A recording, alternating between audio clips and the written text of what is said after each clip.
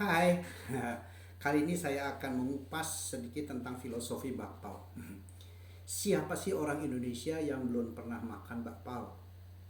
Ya, roti yang dikukus, yang satu ini dapat dikatakan sebagai salah satu makanan favorit juga buat ganjel, buat kalau kita berpergian, kalau kelaparan di jalan, wah ya itu fungsinya. Nah, roti kukus ini atau orang mengenal bakpo ini merupakan jenis makanan yang berasal dari Tiongkok, ya.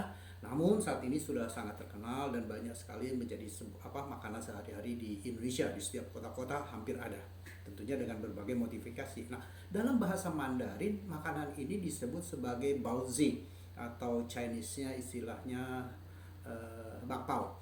Nah, sebenarnya dari dua kata, bak itu berarti daging dan pao itu berarti roti. Jadi roti berisi daging. Nah, kira-kira begitulah ya. Nah, proses pembuatannya tentunya tidaklah sulit. Bahan utamanya bakpao pasti dari tepung tepung terigu, kemudian dikasih pengembang dan sebagainya, kemudian didiamkan dan kemudian dikukus. Nah, bakpao memiliki sejarah panjang sebagai makanan tradisional di Tiongkok. Nah, beberapa sumber memberitakan bahwa roti kukus ini pertama kali diciptakan selama masa dinasti Han. Jadi tahun 202 sebelum Masehi hingga 220 Masehi, dan berkembang luas di dinasti Tang tahun 618 sampai 907 Masehi.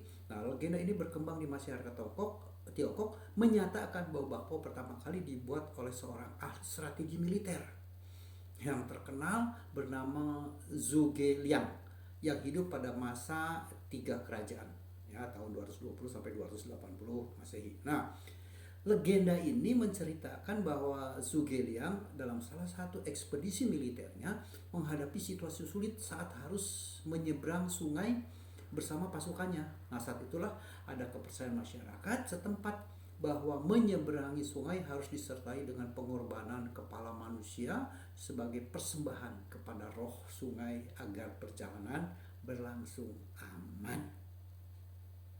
Nah, namun Sugiliang yang menghargai nyawa pasukannya dan ingin menolak tradisi ini memutuskan untuk mencari solusi lain. Dia menciptakan roti kukus berbentuk bulat yang isinya dengan daging sebagai pengganti kepala manusia. Nah, bentuk bulat ini dianggap mewakili kepala manusia dan dijadikan persembahan untuk menenangkan roh sungai agar mereka semua rombongannya dapat menyeberang sungai dengan aman. Dari sinilah legenda bakpao bermula sebagai simbol keberanian, inovasi, dan kasih sayang terhadap sesama. Kali ini di depan saya sudah ada bakpao. Bentuknya sudah macam-macam, bukan hanya polos, sudah ada kembang-kembang, kadang-kadang dikasih titik, ada merah, titik hijau, titik kuning, macam-macam. Ini memperlambangkan perkembangan bakpao. Jadi awalnya bakpao itu hanya isi daging, sudah berkembang, ya. Isi daging itu seperti begini. Nah, isi daging ya. Nah, berkembang, ada isi kacang hijau, isi kacang tanah, ada isi tausa, ada isi lagi apa ya, talas, dan macam-macam.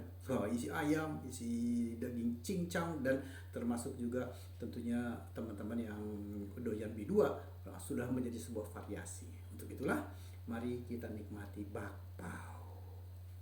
Wah.